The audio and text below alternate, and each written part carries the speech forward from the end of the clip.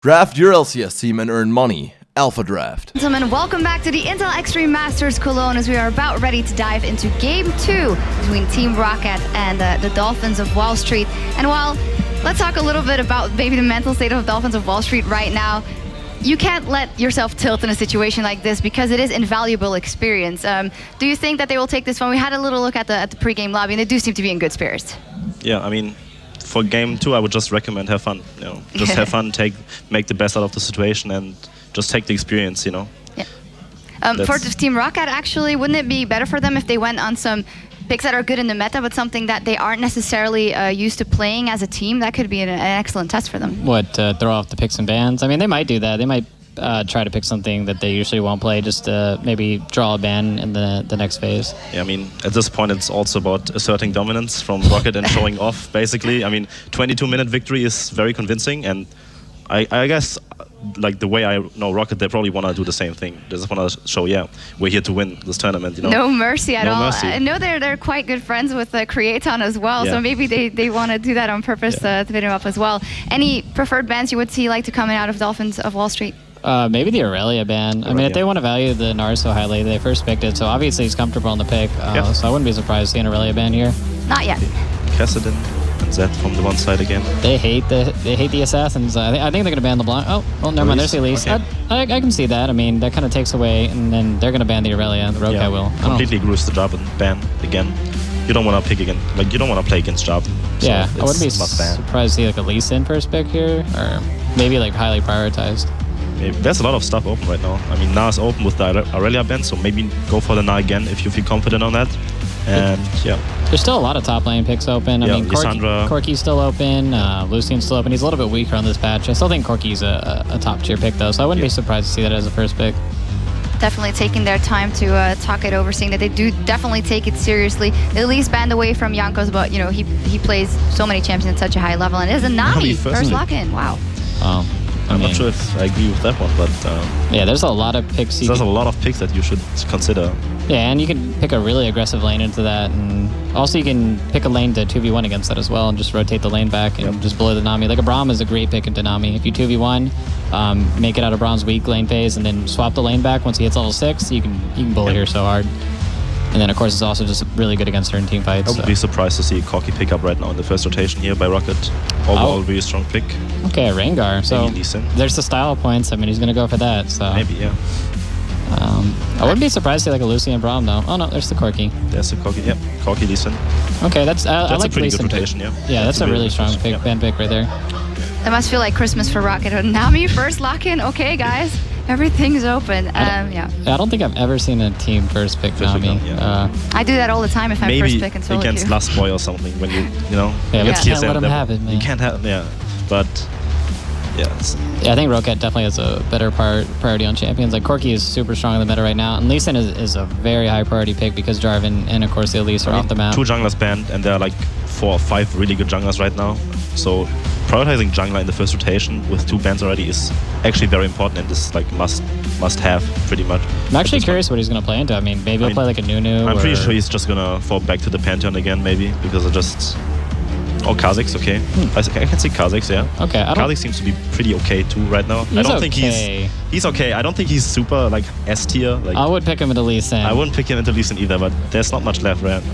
And Creaton getting his Lucian. He asked for it actually in the pre-game lobby. Please let me have it, and he gets it. Hey, Ryu said no though. I don't know, liar. Okay. Thresh Corki, very good. Is it Vander known for his Thresh? Like, yeah, Vander's known for his Thresh, and especially in combination with Lee Sin in the mid game where you wanna get vision control as like support and jungler. It's probably like the strongest 2-on-2 combo in the game right now. Like Lee Sin and Thresh making like insane picks. Just one hook into follow-up Q, and then their target is pretty much dead.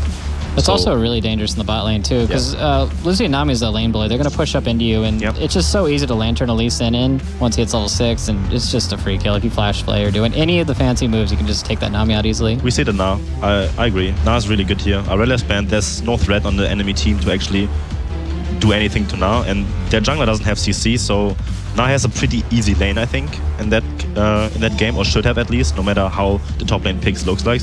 Even if it's Lissandra coming out from blue side right now, I don't think that Na will be punished in that game. So I really agree with the Na pick. I really like it here. I think Lysandre's definitely the safest pick for him to go with here, though. And also, like, it opens up, gives him some AP damage. Okay, Jax. I'm not really familiar with that matchup. I know you can do the level 2 cheese where you do a camp and then come into lane level 2 some pots. Jax can do the camp and then go back to lane and then ask for level 3 gank from the jungler. But then again, Jankos might actually read it and then be there already. And then Na Lee Sin should actually crush this 2-2. That's actually something we saw in the expansion tournament a lot, that Jack's getting the levels up. And a Syndra for the mid lane, and we will see what it will be on the side of Roccat. It's going to have to be, well, a pretty good Syndra, I would say. I agree. Syndra is in general a super safe pick in lane, one-on-one wise. She's very, very, very good in the one-on-one scenario. Stun, just overwhelming to deal with, and very safe lane. We see a Fizz. Yeah, I like what Rio's doing here. That's actually a pretty big skill matchup. And he's just going to be like, hey, like, you want to play a Syndra? Like, I'm going to play a Fizz. And that's literally a 50-50 lane. And then it really depends on the jungle because you're going to go in 2v2. And it's just a lot easier to just pile on damage and CC onto the Syndra and just take her out in the 2v2 matchup. So I expect to see the Lee Sin around mid a lot, especially around level 6. Yep, but definitely a promising comp coming in there once again from Roccat. We will see how it plays out. The players are just loading into the game. We'll be right back and jump right into the game.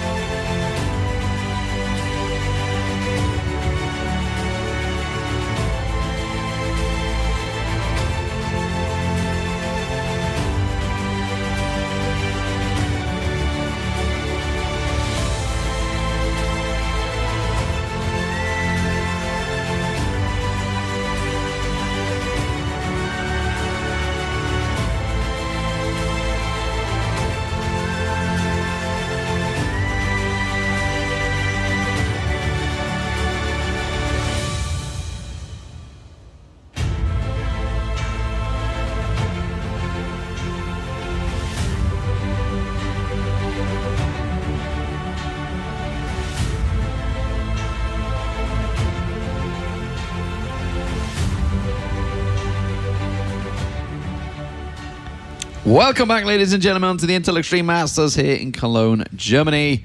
You can see them on your screen. Roccat, they are 1-0 up against the Dolphins of Wall Street. Not too sure what they're gambling on in Wall Street, what stocks they've got going, but at the moment the stocks are all in the Polish team. And there's Roccat. Polish, Korean team. I don't know what you'd call that, maybe a mix-of, but there you go. There is the lineups on your screen. Dolphins of Wall Street, of course.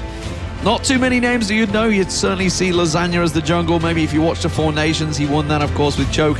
Creaton, of course, formerly on Millennium as well. So, a couple of names you know there. But Roccat, that's the new lineup.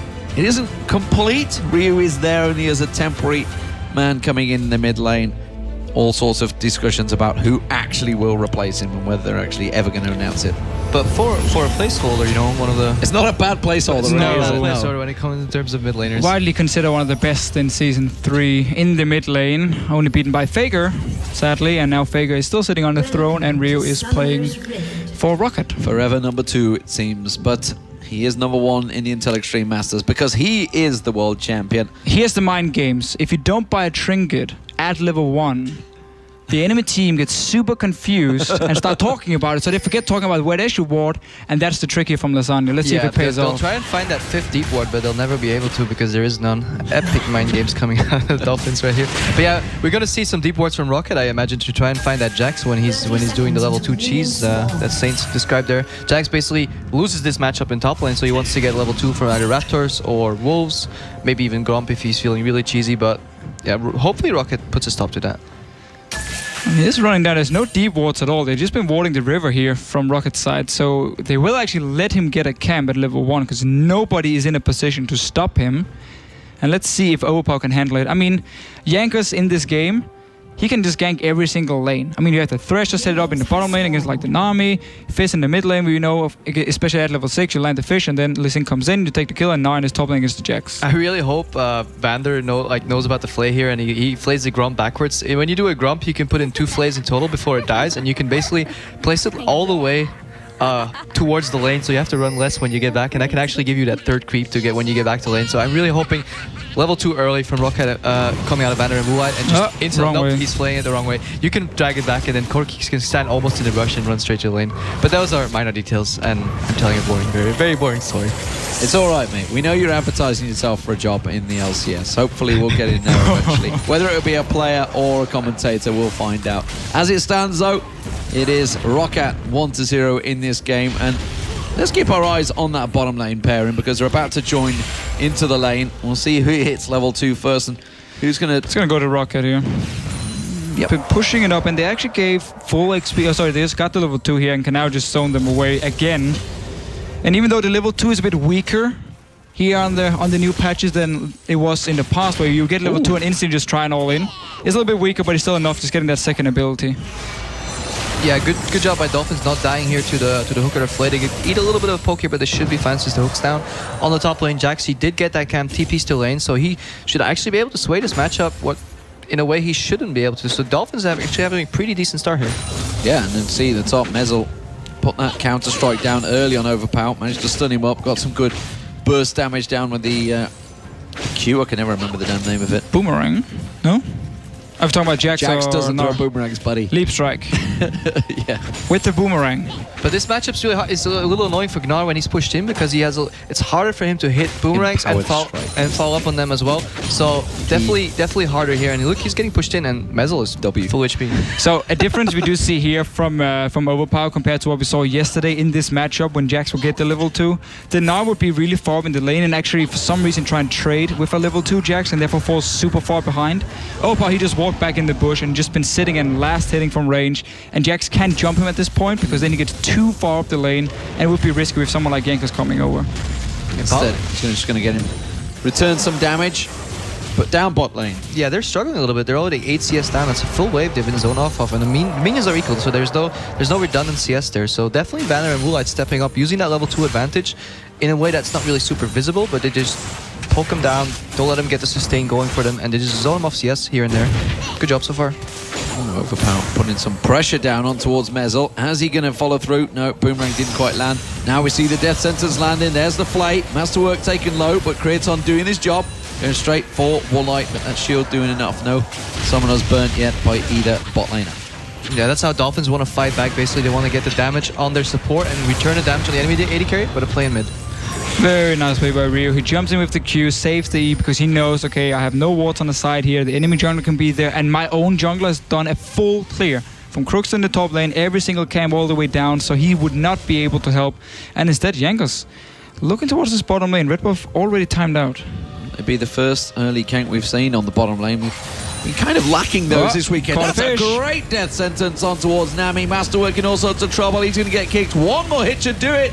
Who will take it? Well, who else would take it? That's for sure. It's Jankos again with first blood. And just such an easy setup here, and it's so easy for Jankos. You do the full play, you walk down Lantern, and instantly just onto Nami here, who actually placed himself in a very risky situation because he didn't have a ward in the bush over here, and he was still on the hook range for actually no reason at all. They were not going to trade. He could have stayed further back in the bush here, so he wouldn't risk this happening. Yeah, Nami should always be in the minion wave. There's no reason for her to get the bush control because she gets no advantage there. She can get hooked down the lane. Not agreeing with the flash either. She was already flayed, which means you're even if you flash out. And yeah, just I guess a panic flash coming out, but a good setup. Vander, max range hook, Lantern's in, great play. Yeah, and he also, Vander saved the flash, the flay himself, just waiting to see, okay, are you going to flash this one? I can then flay you, or follow flash and flay, so we get this kill. So he delayed it. Somewhat panic here from Nami. Again, great start from Roccat. Again, Jankos is part of it. It's actually one of the bot lane pairings that's kind of snuck under the radar in terms of team rotations, team changes throughout the summer. Like, not a lot of people really talking about it. Obviously, everyone's talking about Reckless going to Alliance. So who's it going to be with? Is it going to be Crepo? Is it going to be Nif? Who's going to be there in the end? And obviously, they're talking about the fact the SK have had the change in pairing as well. Candy Panda retiring, or whichever you choose to look at that one. But yeah, Woolite, coming from Copenhagen Wolves, was very good, solid at Copenhagen Wolves. You know, God, I don't know whether they're going to find another great AD carry because they found 3 so far. I mean, I can recommend Freeze. He is a good AD carry. I'm sure you could. I'm sure you could. Still trying to pimp that The NIP Defreeze your manager lane, run. it's still alive. It is still alive. Yeah, they cut out the bad part and kept the good one. Oh, wow. BB chasing up the mid, trying to see whether Jankos wants to take anything there. But actually, I think Jankos kind of fancies a fight himself. Gets that Scuttle Crab down, gets them the vision in the river early on. At least they're tracking him right now. Dolphins has an idea of where Jankos is, so they just need to dodge those ganks and try and survive. But Vander lands another hook here. Not a lot coming from it here, but we do see a bit of a, no, I wouldn't call it passive, but a slow start compared to the last game where we had so many kills early on. And it's simply because they've been waiting for this level 6 in mid lane for Ryu before Jankos even wants to look towards it. And if Jankos, he's nearby here, Ryu even betting, just running down here. He wants them to jump him, and then Jankos can join in. Vander's roaming up, though. This is really good because they're contesting that pink ward, and he really doesn't want it to fall. That's a sign of a team that really values their vision, which I greatly adore. Speaking of that, it's like what we were talking about yesterday when we covered the LCS expansion tournament, how Koreans always protect those pink wards. Ryu came down. He could have been in a 2v1 situation. He didn't care. He came down to protect that pink ward and say, hey, buddy, I spent good money on this. I'm not letting it go to waste.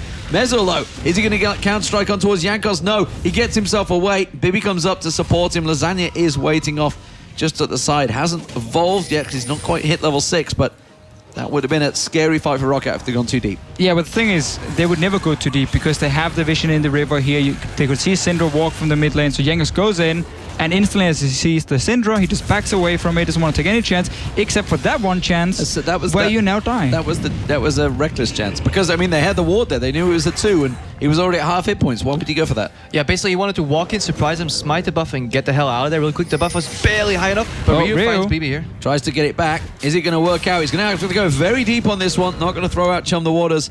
And BB didn't have it, sadly. Back to life. Really good play by BB though. No hesitation whatsoever. He sees the jungler coming. He knows if this stalls out, more people will show up, and eventually the jungler will have to smite the buff, so he will not get it. One of the junglers will. Immediately turns on the kill switch. Even if Lissin doesn't die right there, he has to move away, and he can secure his buff. And because he'd already been dealing a lot of damage to the buff, he had a lot of balls down on the ground, so he had even more damage on the ult here. Might have surprised Jankos just a little bit. And therefore, he goes down. So 1-1 for now. I mean, Dolphins, so far fighting back. Like you say, safe play from Ryu because he knew there was no ultimate. He knew that Syndra wasn't going to be able to do a great deal to him. Yeah, to run away. So Jankos picking up the red buff. We'll see where he goes with this one. Overpower, obviously going to be a lot quieter for him in that top lane. Got that double kill early on, which got him going on that Aurelia. Of course, on now he's being very much more a tank. Vander taking a little bit of damage there. Took an Aqua Prison, but Creaton was quickly attacked by Woolite. And if you look at composition, a lot more complex composition coming out of Roccat. It's not a simple 4-1 right now, but they're ganking mid. They're going to try for it. Chum the Waters comes up. There is the killer whale straight on towards the Dolphin in the mid lane. And that is how you get a kill. Indeed. But yeah, as I was saying, they have to look for these picks in the early game with Fizz, getting him fed, put him on a side lane, put Gnar on a side lane later, go for a 1-3-1. Harder to execute than just a normal 1-4 they had last time with the Pope. Yeah. Oh, Vander in trouble here. I'm not sure if he's going to get out of this one. The wave will catch. No! Flash just out of range. Instead, Woolite goes a little deep on this one. Will quickly take the Lantern to safety. They didn't quite get that kill on towards Lasagna, but Jankos is hunting for it. He's going to use the Krugs to try and get closer. Will he be able to find him? Lasagna. Oh, I can't see him. Just around the corner. Just around the corner. He thought he was in the tri-bush, went for it. Just didn't quite face check, and he would have seen him. Would have seen. I could just run in and actually just ult him in the face and killed him, but Jack's taking some damage here. Not to flash away from that one as well. Mezzo taken very low. Overpower did take 2 tower hits though, so he can't stick around too much. But of course, with all that aggression, it means that red buff can be stolen away by Jankos. On masterwork, he walked straight into this one. Will it be a kill? Will it be a pickup? Lasagna's back in there. That's a dangerous play from him, but he knows they've got support. In comes Syndra around the side. Jankos once again getting devastated by BB, and this is a 2-2. Can they continue though? Overpower's teleported in. They're going to run straight through. Masterwork's the focus target. They want to get that support down. That will be picked up by Overpower. That gets him rolling. And now they're turning it back around as Vanders goes down. BB getting himself his 3rd kill of the game. Yeah, right now Roccat is not respecting the Syndra pick in the mid lane, and it really hurts them here. They go for the support in there, 2 members, they use the ulti and everything, don't even manage to kill him, and as soon as it happens, Dolphins just collapse onto them, and Syndra picks up 2 more kills. Jankos, while he picks up the kills, Still not the best start for him. And really important, they force a TP from Gnar. Jax, which is the Uzi matchup, still has his teleport, gets top lane farm, 2 extra waves, and the tower here. And that's something you don't immediately see, but it's basically a result of how that play went down. He actually didn't stay around for the extra gold, I think. He ran out of range. Yeah, I just wanted to get away. I'm not sure if he was expecting overpower to come in. He actually uses his sweeping lens here to disable the ward, so Jax couldn't see him and didn't manage to interrupt him. But getting this Jax going is going to be so important. Crepo, you just talked about how Roccat wants to do this 1-3-1 where Gnar is split pushing and Fizz is split pushing. If Jax becomes super fed, he will beat Gnar one-on-one in the late game, and suddenly you don't have that option anymore. You need to send the Fizz up against him, and then there's a TP advantage for Dolphins, which they can use when you have, again, Lucian and Syndra sitting in the middle and then applying the pressure. Well, back down the bottom lane, Jankos is laying in wait in the bush. Will Masterwork get caught out instead? You can see Jankos coming around, doesn't throw out Sonic Wave, doesn't manage to go for it. Pink ward was there. Oh, look at that, Ryu. That ward just timed out, so he thinks he's probably unseen, but instead, I think it saw him coming just as it faded away. And now they know that Jankos is there. Yeah, Lasagna's backing well away from this one on the red buff. They've already taken the red buff away from them, so that's not the focus target. It's either the bot lane and BB. He's going to walk straight into this one. Chum the Waters comes straight up on towards him. He gets dropped very quickly. Oh, Teleport coming in. Jankos that gets cancel. Yeah, they had to cancel it there. And that's going to be Dragon now for Roccat. Yeah, and this is Roccat really working well with very little vision. No Sightstone completed yet. Thresh, no Sightstone. Lee Sin, not yet. They're already getting ahead with those few wards they have. I think this game's going to spiral out of control once the 2 Sightstones finish. The wave going through. Can they try and get a steal? Lasagna wants to leap. He doesn't quite get it. He's in trouble. Can't get out of there. Now they're going to use the lantern to try and pull them ever so close to this bottom lane pairing. Instead, they'll take it because Jax is threatening the mid lane. That was pretty close, though. There's no smite for Jankos here. He used it on the kill before. And then Kha'Zix just jumped in, but Rio managed to pick it up for Roccat here. So very important. They now have the scaling. 6% here and 4.21. And that's obviously just going to become worse and worse the longer we get into this game. I'm a little bit surprised the Sidestone is so late from Jankos, especially because he used so much time in the enemy jungle here. The Sidestone would have allowed him to get so many deep wards, but because he got the 2 early kills, he just went straight for the warrior, become as strong as possible for these small skirmish fights. I do like the mobility boots on Thresh on Vander here, because it is more important that you're mobile and you're able to help your team, be it in the mid lane, in the enemy jungle, or in bot lane, rather than have a lot of wards, but that you're too immobile to place, because it doesn't matter. If you're slow, you will get picked off. We saw BB already 3 kills, but now finally Roccat had an answer, using their mobility to get a position to just pick him off. Oh, the kick from Jankos, not going to be enough to force him away. Leap strike straight back to the tower, hammers it down. And that is the second turret of the game for the Dolphins. They are 2-0 up in turrets. Remember, they took that top zone turret down already. And if they don't keep just basically ignoring this Jax, he's getting stronger and stronger. Yeah. The Triforce almost built. You can see he's got the CS advantage over Roccat. And actually, if he gets going, they've not really got a lot to deal with him. No, again, that's the thing. They're going to have to send 2 members up to kill him if we go full late game here. And there's enough wave clear on the side of Dolphins to sit back with Syndra and Lucian to make sure Roccat can't push elsewhere on the map.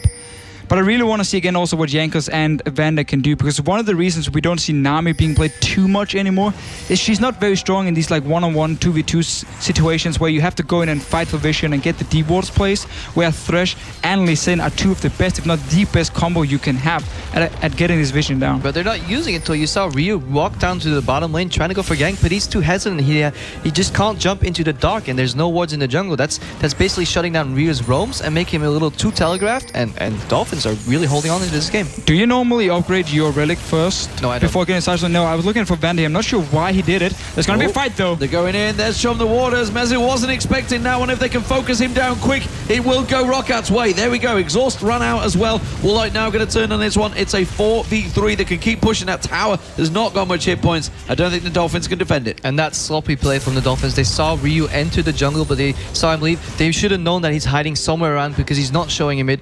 Ideally, you would wait until BB pushes out. He says, guys, I can't find Fizz.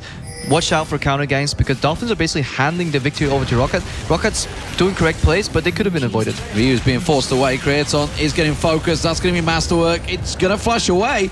Can't got vision on this one. Now you can see Woolite. Valkyrie's over. He BB's picks him coming. up. Lasagna's trying to stealth out of this one. As you say, BB is coming. The stun not quite going to land, and now Ryu can turn this one on. He's gone in completely on his own. That was badly teamwork there. That just didn't work out, and that shows, you know, how it's not a full team working in their action there. Whereas Roccat They survived it. It was still very loose though for them. That was basically solo queue. You go in one by one, you spam ping, I'm coming from mid lane, and in the end when you actually come down to the enemy team is already grouped towards you, there is 2 or 3 members and kill you instantly here. And meanwhile even top tower going down because the Jax was in the bottom lane beforehand and died. So Roccat suddenly turning on the power and actually getting quite a gold lead. Yeah, they're 5,000 gold ahead out of nowhere pretty much, because they were pretty even earlier. Now they're starting to get towers because there was 2-0 on towers, but they'll soon be equal, and then the higher CS numbers, the higher kill numbers are really going to go in Rockat's favor here, and they're going to start controlling the map. Huge caught in a quick anchor prison. He'll be fine though. His pick ward was finally taken out. It was there for a long time. BB was the one that got that. So they need to start taking towers, and that was always the problem. Like, you knew Roccat were going to get towers, and that would give him that money that was staying away from them. They have got the farm advantages in both the mid lane and the bottom lane, and technically the jungle if you're going to count that one as well. Top lane, though, is still in the favour of Mezil. We'll see whether he can keep it, whether they keep ignoring him in that top lane, whether he can create problems with a split push of something going there. You can see Overpower now heading up that way to just head him off, stop him getting towards that tower. Yeah, and immediately you see Vander grouped together with Jankos here and the deep wards, swept a couple of brushes so he knows his entryway is safe, he's not spotted. That reduces the risk of him finding enemies where he doesn't want to find them, hiding in brushes, wards up the entire jungle, and now Roccat can start rotating between these lanes. They have somebody dealing with Jax, they're pushing bottom. If this doesn't work out, Fizz will push mid and they'll just rotate to the jungle, go mid. If not, look for a pick. They will be able to find them also. I mean, Jankos going for Hexdrinker is one of his first items, simply because, well, you face like the Syndra, she use everything on you. Hexdrinker can save your life here. So just super smart pickup for him. Overpower's in trouble here, surely. Is he way too deep? Is this going to be a straight up duel? Who will win it? No, he should be able to slow down the Jax and jump away here. I mean, Jax only has the leaf strike to get onto the Fizz here, unless he lands the stun from the counter strike. Fizz, Gnar will of course be able to escape here. Yeah, and basically Rockat's bot lane is waiting right now. They can't push this tower because there's no pressure on the other lanes. They need to wait for top to push in, mid to push in, and then basically create a numbers advantage, and that's what they're doing right now. Well, we're going to see that duel. We'll see how it works out. There is Overpower. He's about to get Mega Gnar going in a moment. Nezil will back away from this one. Popping the ultimate. Overpower, though, already got his number, it seems. That's the leap strike away. And now he's going to go straight towards him, smashes him in there, flashes away to the turret just in time before he gets smashed into the ground. And no Blade of the Ruin King yet here for the Jax, which normally if you want to go for this straight up one-on-one, you would actually want at least the Cutlass very early on, so you can use the extra damage run, even the kite and the sustain you get. He just decided to complete his Trinity Force, and one of the reasons there, Overpower can still duel him. I really like this play from Roccat. They push in bottom lane and then go mid with 4 and trying to get some kills. Good flash. That was a flash. Lasagna actually getting a lot of damage on towards Jankos. Getting him slightly separated there. Didn't quite get the kill though. Tower went down. The stun goes on to Vander that can't follow it through though. And that will be an easy turret pickup for Roccat. Yeah, and they got everything they wanted right here. It wasn't... Jankos didn't go in to find a kill. He went in to zone them away from the tower here. You saw Vulite was just sitting back and just hitting the tower constantly on the cork here. So just want to get the mid tower down, open up the map, and look for the picks. Oh, Creaton's going to have to get away from this one. Is he going to be deep enough? No. Easy pickup. And the 3 members of Roccat come in and take down that AD carry. Yeah, great play by Ryu there. He went up his title trickster or whatever it's called. He went on his E and then flashed before he landed, and then he transfers his slow instead of landing first and then flashes. Immediately saw his Lucian there. Nice just mechanics. Knows how is champion inside and out. And top lane, Overpower. Overpower takes him down with a rock to the face. And yeah, Not this is bad. Rocket snowballing. Yeah, now again we go back to game 1, basically. Roccat has taken control. There was a good start by Dolphins. It took him a good 10 minutes longer though this time. I mean, BB in the mid lane. We knew obviously the Syndra would have... or the matchup in the mid lane, Fizz would need to get level 6 first. We didn't really see any ganks coming in before Jankos decided now it's time to kill BB, and we just needed side stones as well. They delayed those side stones for quite a while. Yeah, it just shows you how paramount vision is to just controlling the game. It allowed Roccat to group on bottom. They saw Lucian still push out the wave. They moved to the mid lane. They're 4 against 3. They have an advantage in top, and then they just trickle away, and they're just always one step ahead once that chain of events starts happening. And it only works is if you ward in between the lanes and you can guarantee safe passage without getting caught. And yeah, those side stones are pretty much stealing the deal here for Dolphins. The main issue seems to be like because they've been keeping it so mobile, so fluid. Roccat, they've got a pretty swift moving team, and every time like BB's come around, it's like, okay guys, I'm going to come and help you. But as Syndra, if you haven't got all that vision all laid out ahead of you, it's really hard. Yeah, you want to be a long distance from your enemy, especially when there's a Fizz, a Lee Sin, a Gnar that could all just be jumping towards you. Valkyrie from Bullite, actually, as well. Everybody can be pouncing in your face, and that's not what you want. Mezil is going to find Jankos. but it's just simply a ward trade. And a Sonic Wave will just say, hey, yeah, get away from this blue buff. This is now Roccat control. I do like what BB is doing at the moment, building Void Staff as his second item here. It's an earlier power spike than going straight for the Death Cap or the DFG. And all Dolphins need right now, or all, I mean, it sounds super easy, but what they need right now is just to be able to hold on and wait for this Jax to scale up. So getting this Void Staff here makes you a bit stronger early on. Try and get a pick, delay Roccat as much as you can, wait for this Jax, who, sadly for him though, with this Trinity Force, is currently losing to Overpower, and he was going to be the guy who could carry the Dolphins. Yeah, and the problem is Fizz is demanding 2 players' attention in bot lane, because if Lucian goes, he dies solo. If Nami goes, she can't hold him, she'll die and lose a tower. This opens up basically a 3v2 in the mid lane, and we know how well Jankos plays Lee Sin, we know how good Vander is on Thresh, and they will find a pick, and this is basically, again, delaying execution. Rocket's squeezing the life slowly out of Dolphins, and if they back off, they just take the turret. Yeah, and that's the turret in the mid lane gone.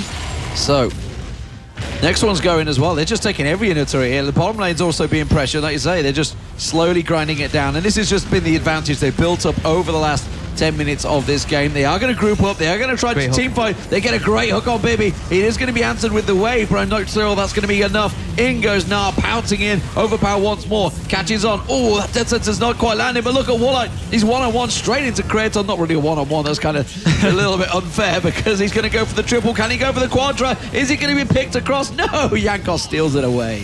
Scumbag. It's just perfect play by Roccat. Again, they're controlling every single lane here. They have the wards to move freely between them. They know they're never going to face check anyone. And with the 15% tower damage as well from the second dragon they picked up, they can easily push down every single tower. And so far ahead, I mean, they can finish the game on the next push if they want to. He feels completely left out. His 4 Polish friends are team fighting without him, and all he gets to do is push that tower and get that in him. But he's doing his job. Now, we had a really close early game. We thought this game might be a lot closer, but look at the score. 3-17. 13,000 gold lead for Roccat. Yeah, this game is pretty much in the bag. Yeah, very much one-sided once again. It took a little longer, but it has gone that way. It's what we expected, though. Roccat, it's funny, we're 23 minutes in and we're talking about taking longer, and I mean, they're already about to win. It just shows how dominant Roccat are in this matchup. Yeah, they were way ahead as well in game 1, so we were expecting pretty much more of the same, and so far 6-0-6, despite the fact that bot lane took a while to get going. Woolite, of course, getting that triple kill just there has boosted his stats nicely. Yeah, we were expecting individual outplays for sure, but what I like the most is that Rocket's coming in here with good strategy. They've shown a couple of good rotations. They amplified that with their vision. They've taken down all the towers one by one without taking too many risks. And when Dolphins overextend to defend, they turn on the kill switch, they land the hooks, they land the kicks. They have Fizz roaming with the Orcas throwing out. So definitely just solid, good play from Roccat. There's one thing that this game is also highlighting, and it's something we were debating actually back in the summer of the European LCS. Who is the best jungler in Europe right now? Jankos put himself very much out there as the front runner. You know, despite the fact he obviously came into it and he was... I very much remember the first interview alongside Diamond, and he was kind of like shakily peering up at him. He's like, this is the guy he'd idolized. Obviously throughout Season 2 and Season 3 was dominating. And now it seems that, you know, Jankos really is the king of the jungle in Europe now. Yeah, I mean, he's just been getting better and better from the start. I mean, even in the start, we highlighted him and said, this guy, he's making the big plays all the time. That time, synergy with Overpower in the mid lane. I remember the Malphite Pantheon combos they ran, where they were just synergized perfectly. They've always been so good together. Also, again, one of the reasons you keep Overpower. But then Jankos just individually. We keep talking about the first plots he always gets, how he picks a lane, he goes down, he will always get a kill. He's just so good. He's definitely the most improved player. And yeah, if you look at the wards, there's the one lonely pink ward up in Rockat's jungle, but I don't think it's going to spot too much, because Rockat's basically setting up their tent at the other side of the map, and they took down Baron. They'll take Drake later if they want to. They can just start pushing down inhibitors now, and they're going to close out this game. Yeah, you knew it was not going well when Vander's solo pushing mid lane. Yeah. It's just like, oh, okay. Support is pushing the waves. Here we go. Need Buffed that up command. Minions with that Baron. Oh, Counter-Strike engage. only lands on one. That's going to be the focus target. Can they pop him down quick enough? Not too sure. That's a good kill, though. That's going to be Ryu going down. Overpower's gone deep on this one. You do see Vander as well coming around the side. Doesn't quite land the flame. Doesn't land the dead sentence either, but it doesn't matter because they have so much damage already. Inhib number 1 going down. Number 2, sorry, going down. Number 1's already down in the bottom lane. They're just going to follow on through with these buffed up Baron minions and take the game. And this is about as well a fight can go for Dolphins. You know, the Fish misses, Jax gets out with his life, Syndra gets a counter kill immediately on Fizz, but even then, there's just too much damage coming out from Roccat. Nice try from Dolphins, but too little, too late. One Nexus turret goes down. Super Minion wave just about edging in there along that bottom wave. And this will be Roccat closing out their first game here in the Intel Extreme Masters Cologne. I wonder how we're going to see this one. Will it be a repeat of Cloud9's performance maybe over in San Jose? Looks like Roccat are going to have to run away from this one. They can't finish the game. It doesn't matter. He have finished it. And there is a very much in the dark Roccat. Yes. But we're definitely not in the dark on their performance, that's for sure. It was solid. 22-4 in the end there was the final kill score. A very strong performance. 9-0-8 it ended for Woolite. Very good performance by him again. And Jankos got first blood in both games. What we expected. But Dolphins killed the Korean twice, so they can take that home and write that on their names. The thing is, we couldn't really ask for more about Roccat.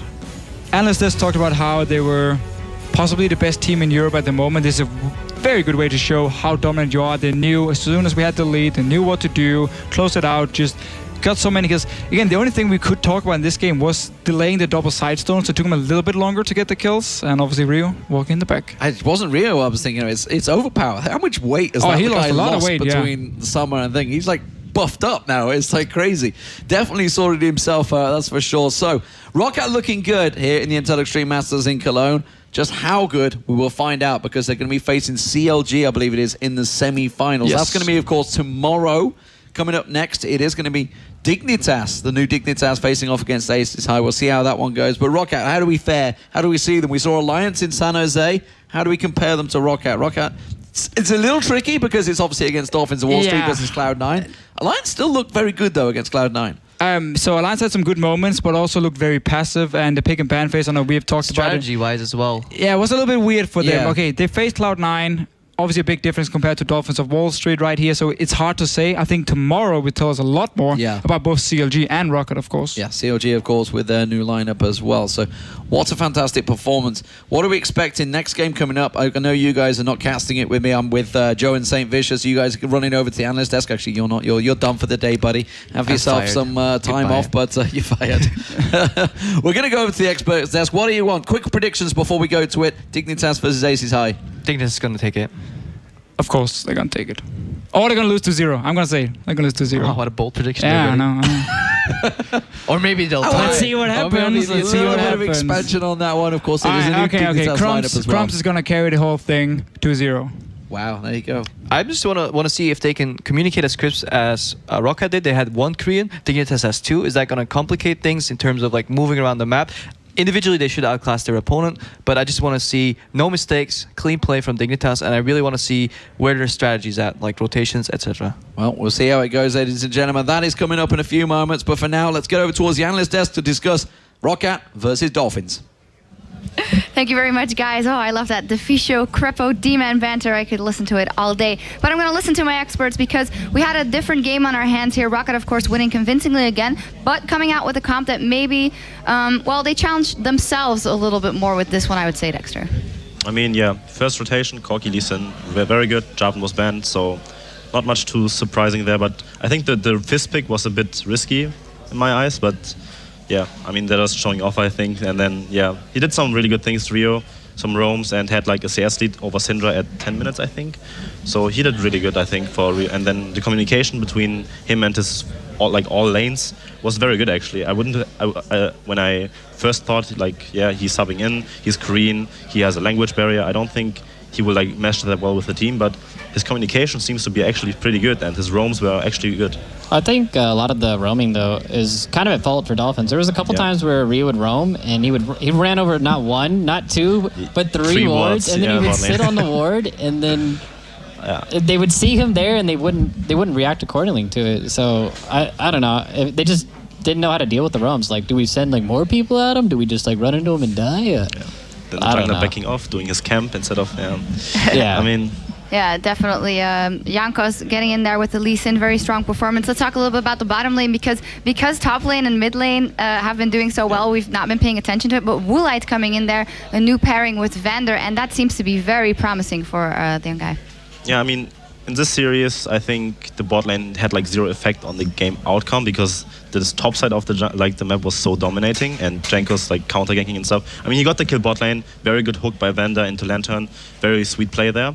But yeah, I think the bot lane overall had like we didn't really see the strength of the bot lane yet because they didn't have to step up because the top lane was already like crushing so hard. They didn't even leave the bot lane. They didn't even leave the bot lane. 10 minutes of the game, they're like, all right, we'll stay down here and watch this turret. Yeah. You guys just do whatever you're going to do over there. But yeah, maybe we'll see more of it tomorrow when they play against CLG. Absolutely. So I can actually see them like stepping up there because they have like a big challenge. I mean, Aframu and Double Lift, former teammates of me, they're like super good, I think, still. And then I've talked a bit to them, and they're super confident again in shape. And yeah.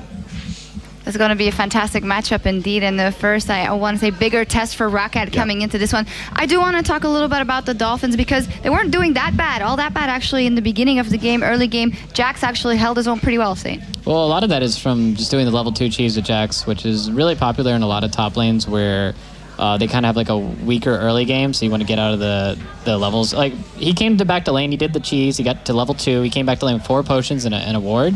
That just gives you a pretty big advantage when Gnar only, what do you have, like a Doran shield, one health potion? So it allows you to get out of Jax's weak laning phase, but I don't think he really took advantage of it because fights would be going on the other side of the map, and he wouldn't just push his advantage where you just stay in the lane and keep pushing down turrets, and that's really what you want to do with the Jax pick. There's a lot of times where he just roam aimlessly around the map, and it didn't seem like he knew what to do with that pick. And one last thing maybe about Overpower as we see him in his first games in this very new role. He definitely held his own, but he had some pretty strong picks. He did very well on the Irelia and also on Gnar. Not too much to read into that, but I'd say he's on the right path. Yeah, I mean, I've only heard praise about him from like all sides that he's actually adjusting fairly well to the new lane. I mean, he was a very passive mid laner before. Everyone has been saying, yeah, Overpower, he's not really pressuring the lane. But yeah, I mean, we saw like super aggressive moves from him in the top lane, just diving on his own, getting kills, and super solid play by him. I think he didn't die a single time this series. So. No, I don't think so. Peak, definitely not in this game. But yeah, I mean, the last one. pretty impressed by him. Really good play. And then we just have to see how everything matches up tomorrow because that's like the game I'm actually looking most forward to. And then Roccat with CRG. I mean, I want to see how both teams do. Yeah. Also, on that note, really when the top lane experience comes in is when people start 2v1ing. And there wasn't any 2v1ing in this series. And a team may look really strong in the standard play, but once the real teams are defined once people start moving around the map and people have to be in different spots and to start catching waves, putting pressure on different places. And it just completely changed the way that you play your lane.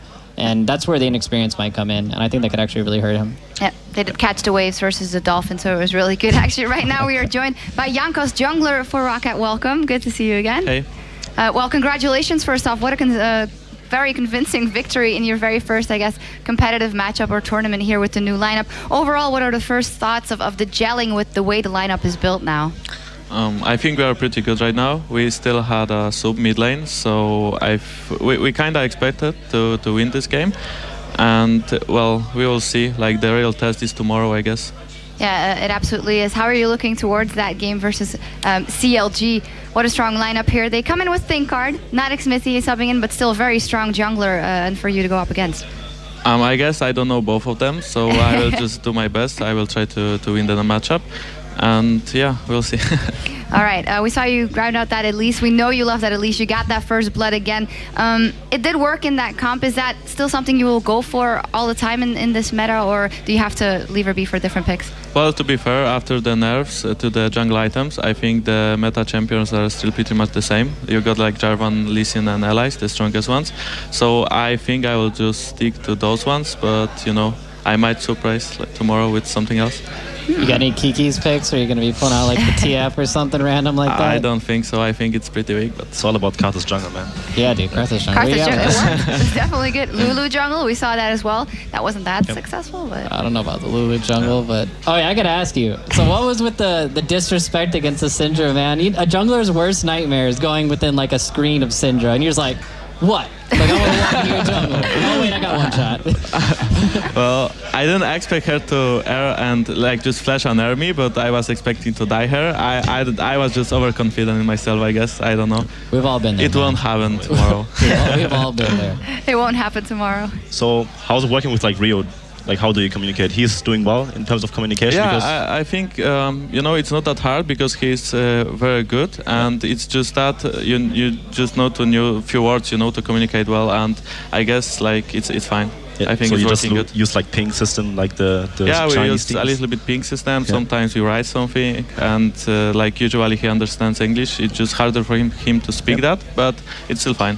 I actually saw him smiling for the first time after the game, so he seems to be in a really good spot there. Yeah. And it also looks like you guys are just gelling with him pretty well.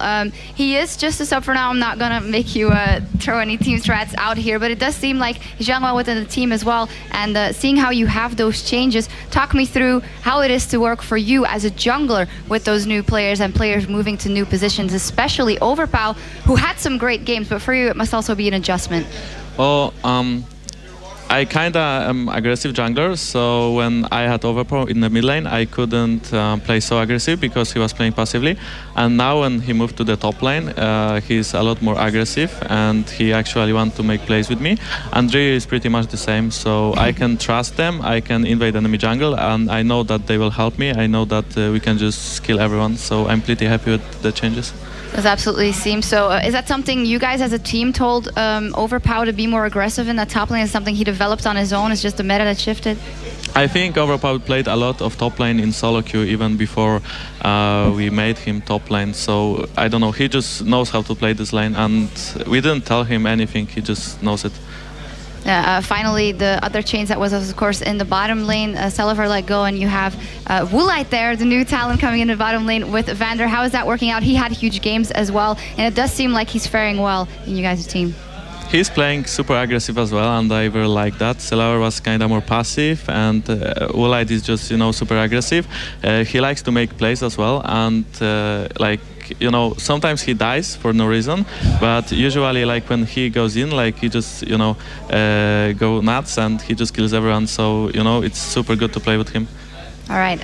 How are your eyes set on the prize here? All of the people that I've spoken to that have some insight have said Roccat is incredibly strong right now, and you must feel it that you have a real chance of grabbing the title here. Well, I'm not going to underestimate my opponents, and I heard CLG is super strong as well. I know some of their players, I guess, except for the jungler, and we will just try my best, I guess. I think the real test is tomorrow. I don't think if we win tomorrow, I think the final may be even easier than semi-final. So I guess we need to put up a good show tomorrow and just try our best.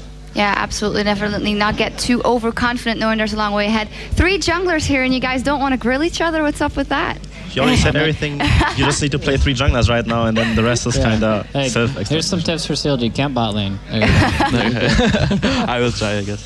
So generally, how are you faring? You said that not that much changed, so for you it's pretty much business as usual, and Stalker's Blade now item of the month. Yep. I'm trying to get some pro tips here. I got you. What do you think about Rek'Sai? Rek'Sai? I think he's pretty strong, but you can't play him yet, and I think I will spam him after the IM. And if you want a little bit of insight of the jungle, after the AoE smite item nerf, I think it's still worth it to go for it sometimes, but when we play so aggressive, it's kind of better to get the blue smite item and just camp the lanes, just try to use it every time you have it and try to gank, play super aggressive. And then the white smite is kind of useless, and the red one after the nerfs is as well. I agree. We have seen, even in OGN and other regions, everyone is just rushing this Stalker's Blade, the blue enchant on every single jungler, just get the 375 gold, right? And then just instantly upgrade it and then try to gank.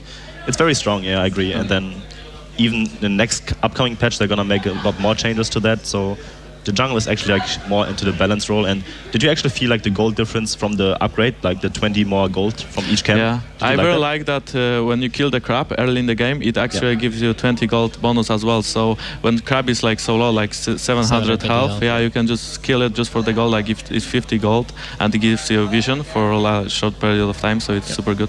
All right, fantastic. Well, thank you very much, Jankos. Congratulations. We'll be seeing you tomorrow, of course. And as for now, we'll be going over to an interview because Carmack is standing by with Dignitas' manager. Thank you, Shocks. I'm here with Michael O'Dell, OD, Dignitas' manager. I guess it's fair to say you're the guy who built yourself an empire. I'm still building. It's not an empire yet, but yeah. So your guys are here. Your guys are playing the next game. For the first time in an official match with the new roster, you've got 2 Koreans coming in.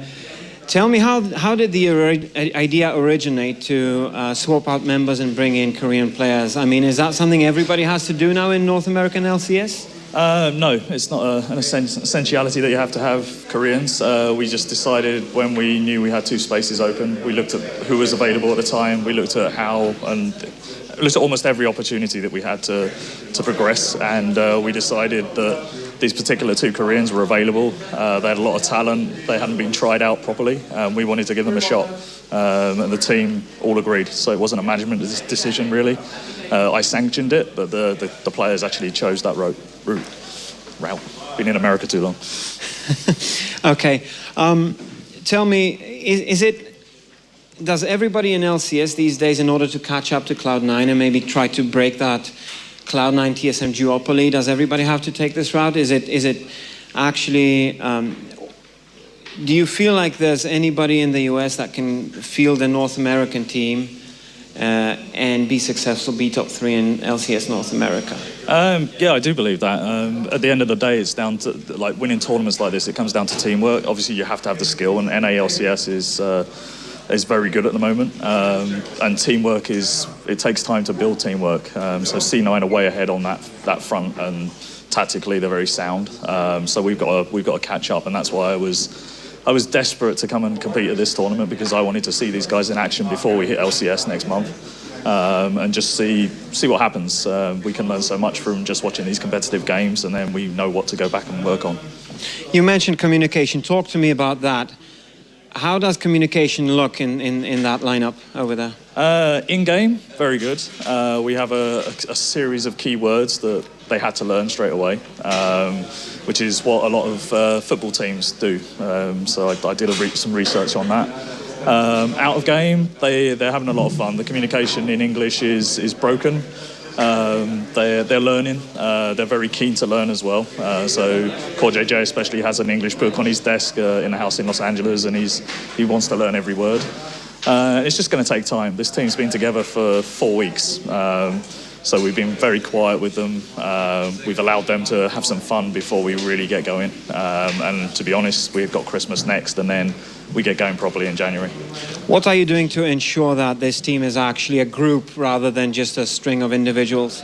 Yeah, literally, we gave them no pressure for the first month, so we got a lot of stick from everybody. All the Reddit detectives found out who the players were, and we hadn't announced them. We just wanted them to have some fun, and they literally, the 5 of them leveled up level 1 accounts to level 30 accounts, and got the 2 Koreans into Challenger after less than a week. So they had fun doing that.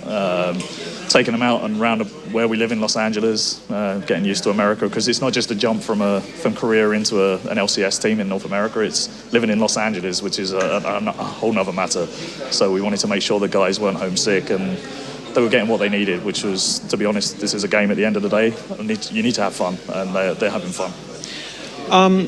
Just to a degree, you might say that, at least I would say that it's a risk. You know, you've got 2 guys who you don't know if they will settle in the long term. You don't know, maybe the communication will not be good enough in order to compete at the highest level. Do you think it's fair to say it's a risk that you're making? I think whenever you change a player, it's a risk. And been doing this a long time, as you know.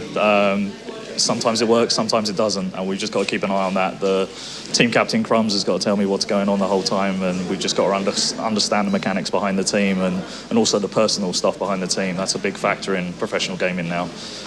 So that's my job as the manager. I need to find out these things, keep an eye on it, and worst comes to worst, if we have to do another change later, we're not scared to do that. I hope this team works, because they're a lot of fun to work with. And I don't like changing players, as everyone knows. I say that a lot, but it happens. As a team owner, you need to plan for contingencies, right? This, as far as risks go, I would say it's a moderate to a fairly large risk. Is there a contingency plan somewhere in the back of your head that if things don't go well in the split, you will already know what to do, or are you kind of... It's a rubbish answer for you, but yeah, we have a plan, and I don't want to use that plan, but you never know what's going to happen. Lots of factors can come into this, and now we're looking for a coach right now, and that's another factor, because the coach will have a lot of say on what we do. So that could change everything. I don't know. So we have to get that in place that person in place before the 7th of January. Skara is a coach right now. and you're looking for a coach. Is there a particular reason why Skara didn't become a coach for you guys? Well, he was our coach. I won't go into the details on that one.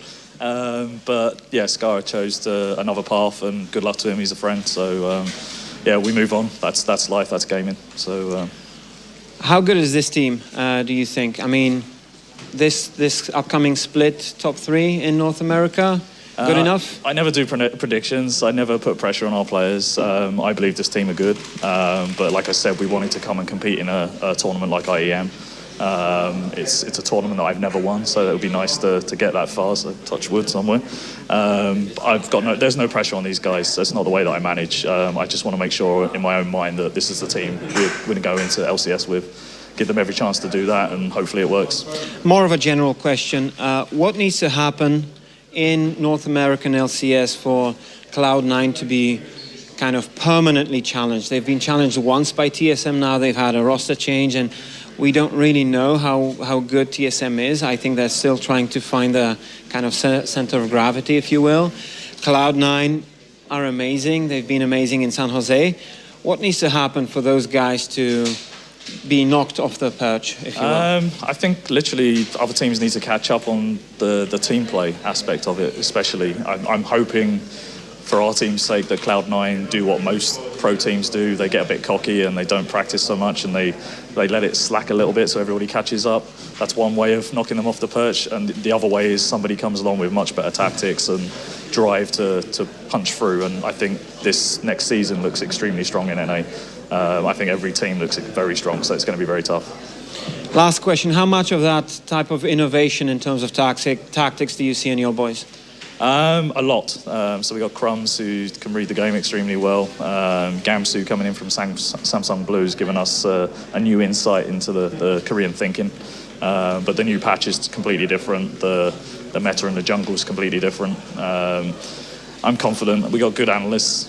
We now got those in place as well. So with the combination of everything we have in place, and it's a whole team. It's those 5 guys play the game, but we got a whole team around them as well. I just want to see them play.